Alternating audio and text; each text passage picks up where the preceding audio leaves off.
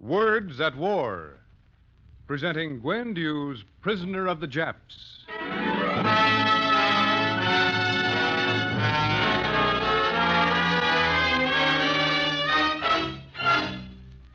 Hong Kong?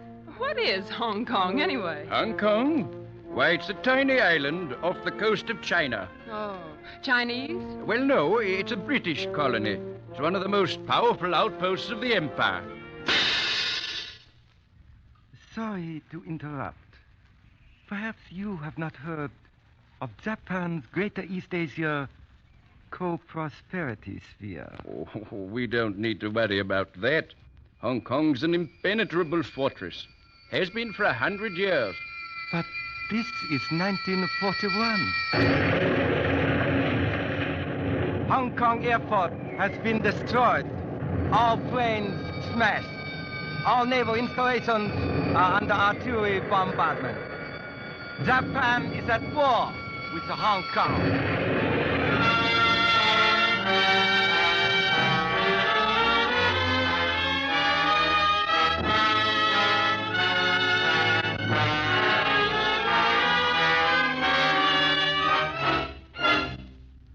Words at War. Tonight, the National Broadcasting Company, in cooperation with the Council on Books in Wartime, brings you another in its series of radio adaptations of important books of this war. Each week, selected episodes are dramatized from some of the most stirring of our war-inspired literature. Tonight, we hear the story of an American newspaper woman who happened to be in Hong Kong on the day the Japanese attacked. The book is Prisoner of the Japs. The author is Gwen Dew.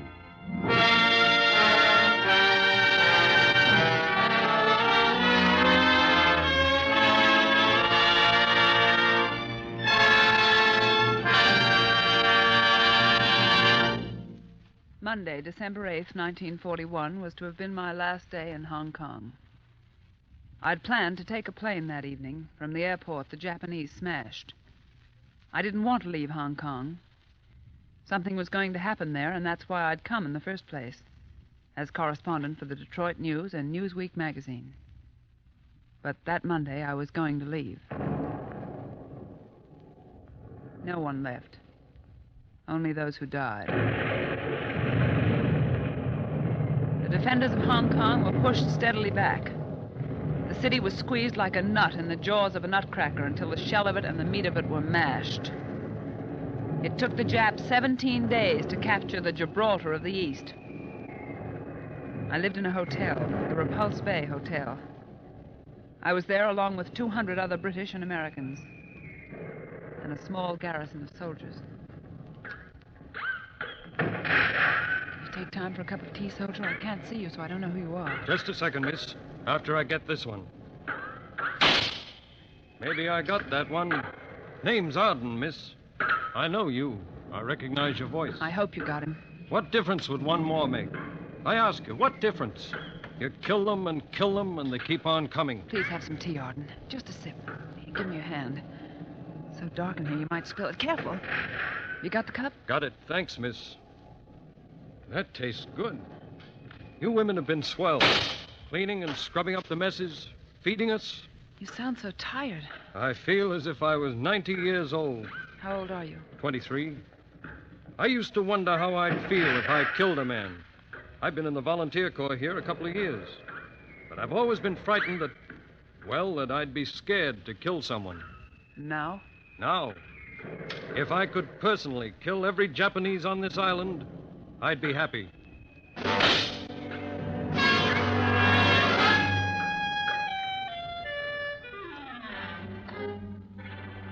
Day after day, night after night. At night, you couldn't sleep. There was only gunfire and terror. I used to almost pray for the light to come, even though it meant more horrible things would happen.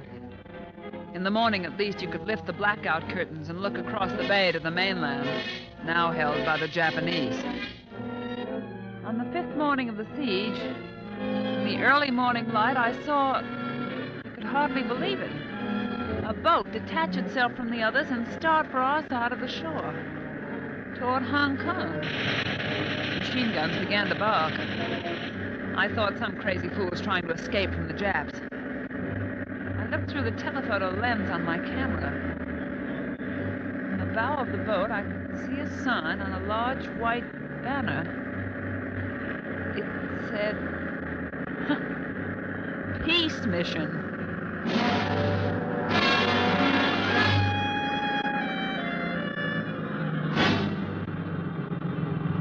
But this is incredible, Major. Like everything else today, Miss Dew. 3 Japanese officers coming into the heart of Hong Kong?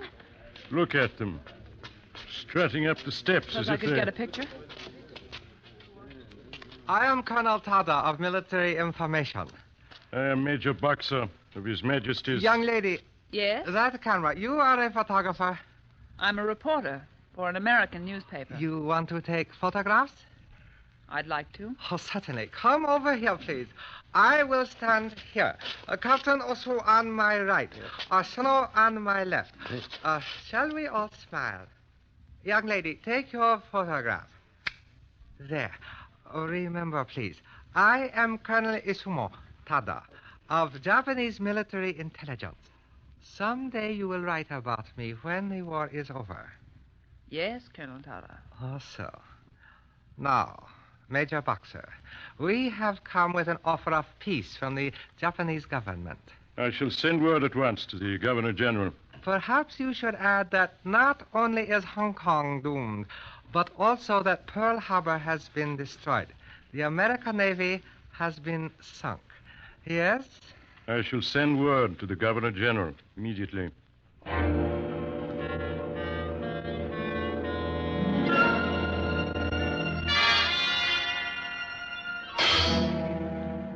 The answer, Colonel Tada, is no surrender. No surrender? Indeed. No surrender. You shall have until 4 o'clock this afternoon to change your minds. The war shall be resumed if we do not hear from your government. This is all, then, I think. Come, Asano. Also, Major Boxer, you will order your men to withhold fire till 4 o'clock. Then, if we have heard no more from you, the war will go on. Good afternoon. Yo, pergi. Mari pergi. Pergi. I say, Major Stewart, if the war's got to go on, those chaps are in our hands. You could, you could. Fire on them? Not until 4 o'clock, Mr. Holmes.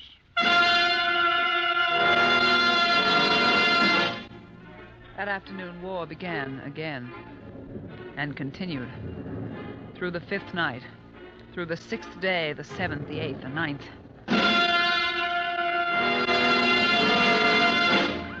And after each of those days, another night of terror, weariness, despair. The ammunition getting low, water going, food. Miss Dew? Yes, here I am. Pardon, miss. Will you do me a favor? Of course. It's so dark. Give me a hand. There. Got it? The piece of paper. Yes? My mother's address is on it. Will you try to get a message to her sometime? Sure.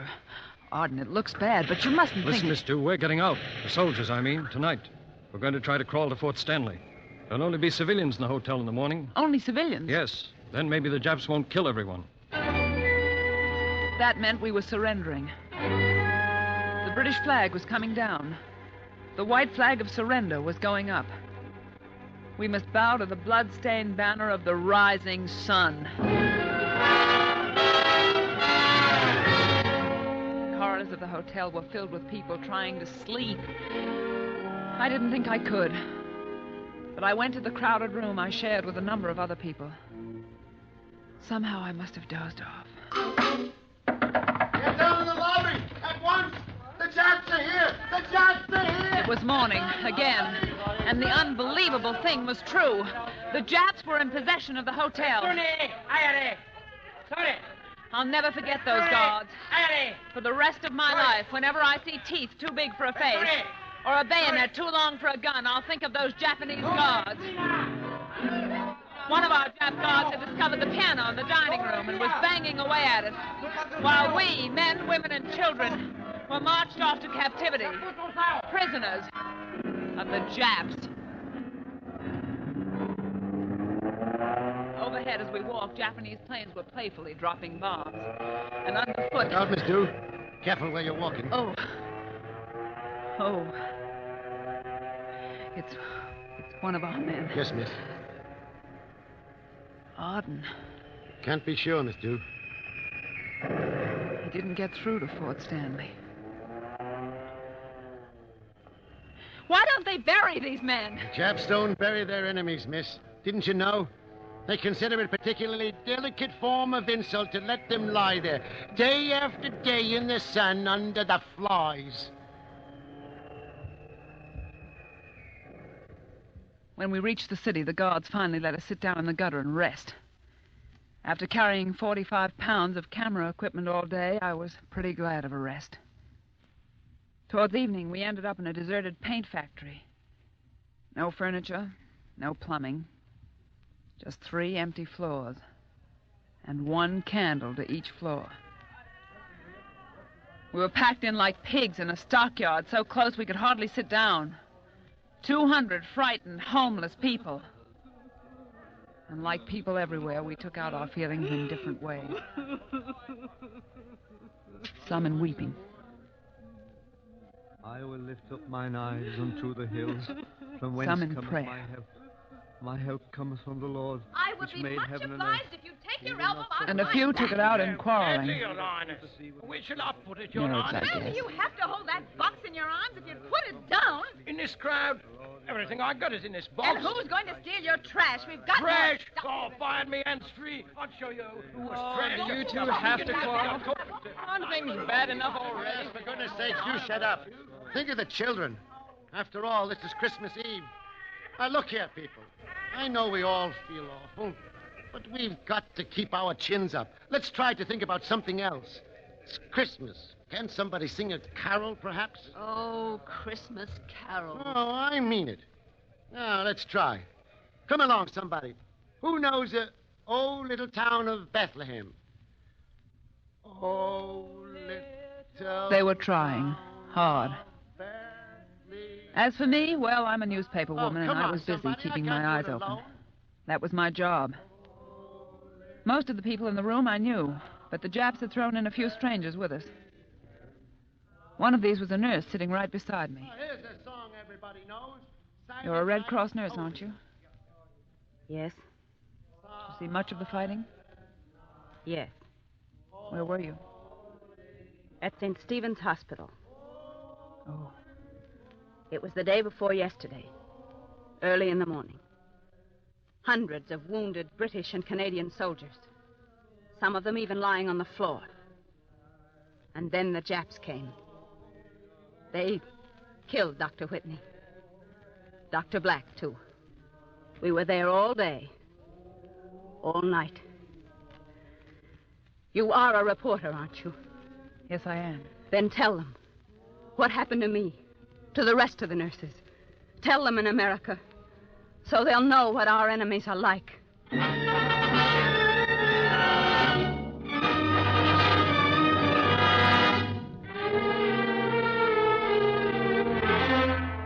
Nothing to sleep on. Nothing but rice and water to eat. Life goes on. Then at last, the entire foreign colony, 3,500 British, Dutch, and Americans, were all herded together and moved to an old, dirty hotel, the Kowloon, and other Chinese brothels.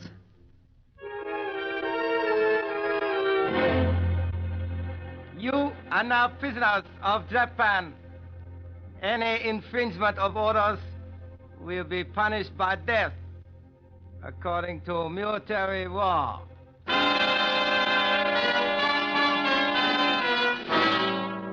We were locked up 8 or 10 to a room, men and women together. One day I was alone, trying to sleep. Suddenly I became conscious that someone was standing beside me. People who knew the Japanese had warned me never to show any fear, no matter what happened. So I just lay there on the floor and pretended to be asleep. And then I felt something cold, smooth, and sharp on my throat. I knew it was a bayonet. moving slowly across my throat, under my chin, from one ear to the other. I could feel a point resting for a moment under my left ear, under the jugular vein. Then it slid back again across my throat. Cold, smooth, sharp. I didn't breathe. It was a long, long time. Finally, I heard a sigh. Then the toe of a boot gave me a kick. I opened my eyes, and one of the guards was standing over me, grinning at his little joke. Missy afraid? No. No. I wasn't afraid. Missy rave. Missy, get up. Have note for Missy. From Colonel Tada.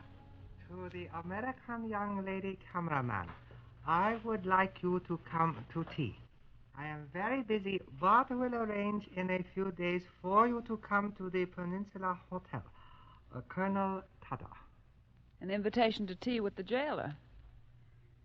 Well, why shouldn't I go? I was hungry. Besides, I was a reporter. The day came. I was so weak I could hardly walk to the colonel's hotel, but finally I made it. And I was taken to his suite. A room with chairs to sit in. And food. Will you have another sandwich, Miss Du? I've had 11 already. Then have a piece of pastry. I'll have another sandwich first, and then I'll have a piece of pastry. Certainly. Thank you. Now, tell me, Miss Du, you are probably wondering why I invited you here today. Are you not? Well, yes, I was, Colonel Tada. It is very simple. I admire courage. I was very much impressed that day when you took our photographs. You did not show fear. So, I thought sometime I will see this American newspaper woman. We will talk together. So you're giving me an interview, Colonel Tada? I can afford to. You are my prisoner. All right, then. If this is an interview, here's a question. What does Japan hope to gain by this war? Even if she won, most of her navy would be gone, her buildings destroyed. Even so. In the meantime, Japan will have taken all the resources of 1,000,000 miles of land, Malaya and its rubber, which your country needs so badly. Its chrome, the oil from East India, and so on and so on. But what about your men? 1,000,000 of your men will be dead. Miss Dew, you Americans lose sight of our physiology and psychology. We would rather die for Japan than live for her.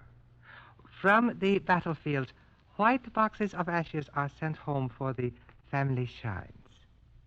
Don't forget, Miss Du, we Japanese do not think of this war in the terms of this year or next. We think of the future history of Japan.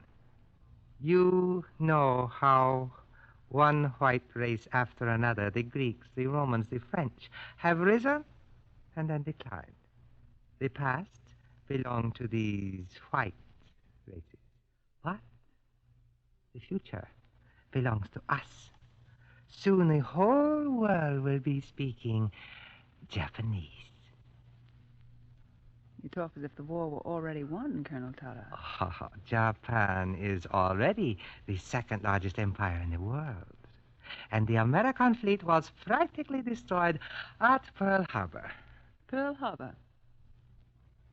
Colonel Tada, I'm afraid Americans will never forgive you for striking while your ambassadors were still in the White House talking peace. Oh, yes, I know.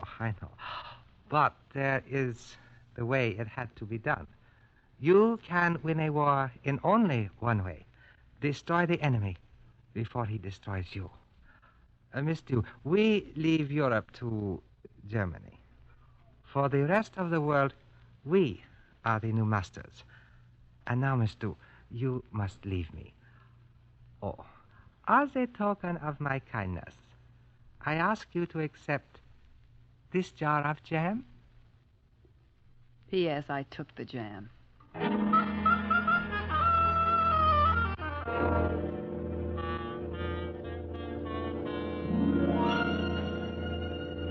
I told you, Miss Dew, you ought to leave. I told you. And you just kept saying there's going to be a war and you wanted to see the balloon go up. And it did, didn't it, Sergeant? The balloon went up all right. I just didn't think the blooming thing had come down. Now, Miss Dew. Tears from such as you. I am surprised, Miss Dew. Now, we'll be all right. From the hotel, we were taken to a large internment camp. It was crowded and filthy, and we still had the same starvation diet. We set up a sort of primitive housekeeping. Everyone had duties: cooking, washing, sanitation. By now, we'd been prisoners 6 months. There was one thing that kept us from despair. We'd heard rumors that there was to be an exchange of prisoners, so many Americans for so many Japs. No one knew who the lucky ones were to be, but we all made plans. And in the meeting hall, someone had drawn a map of the Pacific on the wall, with our probable route home. We were weak, we were ill and homesick. But we tried to keep up our spirits. In the British group, there was an amusing character, Brigadier General Maurice Abraham Cohen, bodyguard to Dr. Sun Yat-sen. General Cohen was a blockade runner, guerrilla fighter, and now a prisoner. It was the general's birthday, so I suggested a party.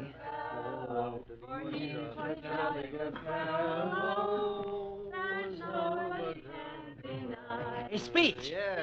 Speech. Ladies and gentlemen, I accept this party as a tribute to my charm and good looks. And I must admit, it's only my due. What with this rice and water diet, my figure now has the graceful curves of a picket fence. Right. But as we're paying tribute, there's the Reverend Dill Orman, for instance. Him and his sanitation squad have kept this filthy hole something like human. And of all the nasty jobs, I guess theirs takes the cake. Cake, did you say? What's that, cake? That's right, General. Keep food out of this. You don't want to start a riot. My mistake. And then there's our dearest enemy, the kitchen squad, who, in spite of the hate we bear them, keep right on trying to find new ways to cook rice. 3 cheers for the kitchen squad. Hip, hip. Thanks.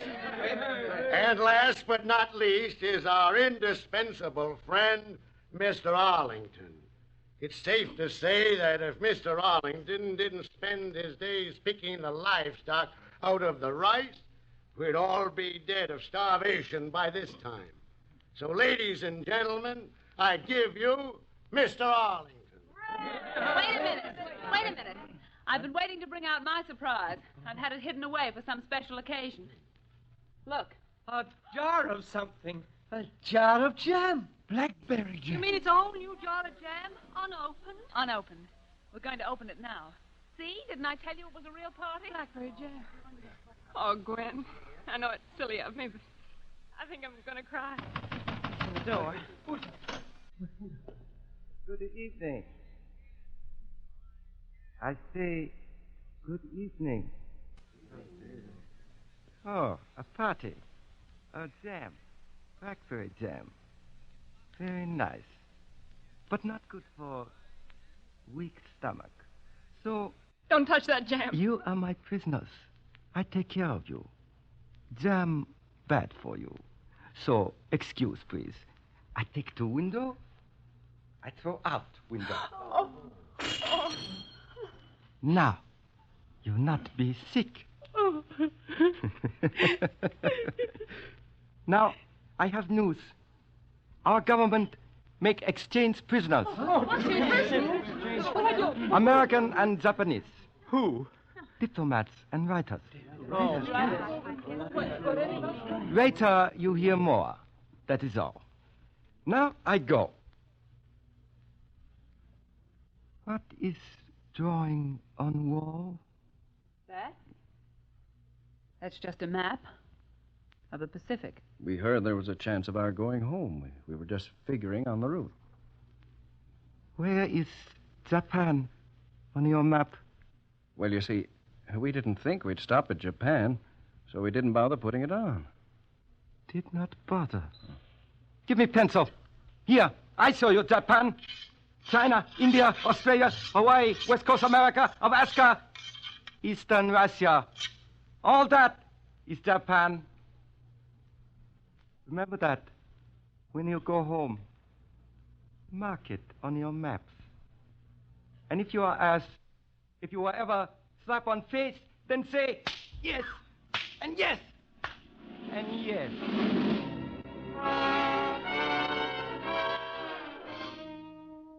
Well, we could bear anything now. We were going home.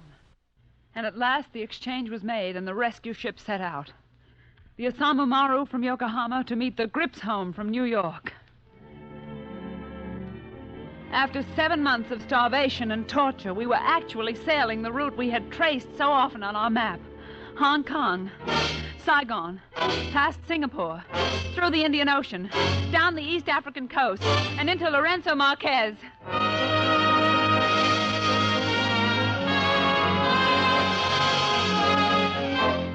And as we drew into the harbor, we saw the Grips home waiting for us. The brave white crosses of protection standing out proudly on her decks. And coming out to meet us was a convoy of 12 boats, battered old hulks of tankers, freighters, tugs, a rusty, bedraggled crew. But flying from their masts, the most beautiful sight on earth, the Union Jack and the Stars and Stripes. And as they drew nearer, they joined in a chorus of welcome, a sound that lifted our hearts, the promise of victory and peace and freedom.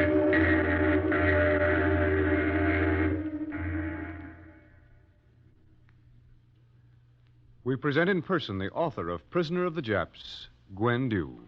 Some of us came home, but 150,000 Allied soldiers and civilians are still prisoners of the Japs.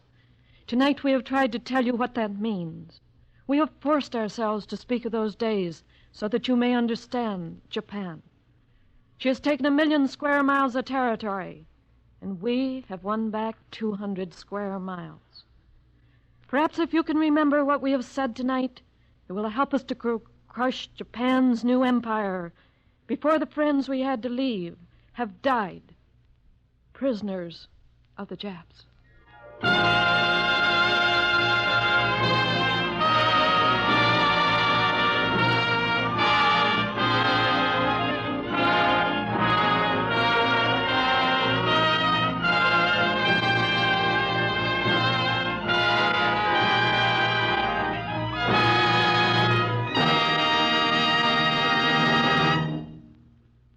You have heard the 7th program of Words at War, a series based on the leading war books.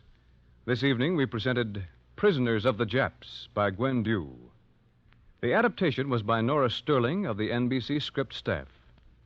Next week you'll hear a dramatization of Love at First Flight, the hilarious book by Charles Spaulding and Otis Carney. The part of Gwen Dew was played by Joan Alexander. Colonel Tada was played by Ted Osborne. Other members of the cast were Leslie Woods, Maurice Tarplin, Flora Campbell, John O'Connor, Milton Herman, Guy Rep, and Sidney Castles. The original music was written by Morris Momorsky and conducted by Joseph Stopak. The production was under the direction of Joseph Losey.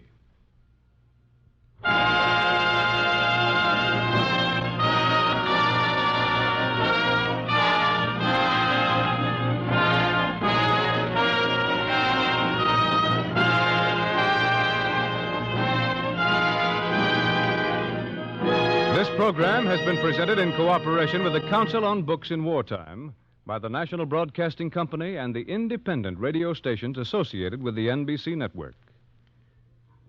This program came to you from New York.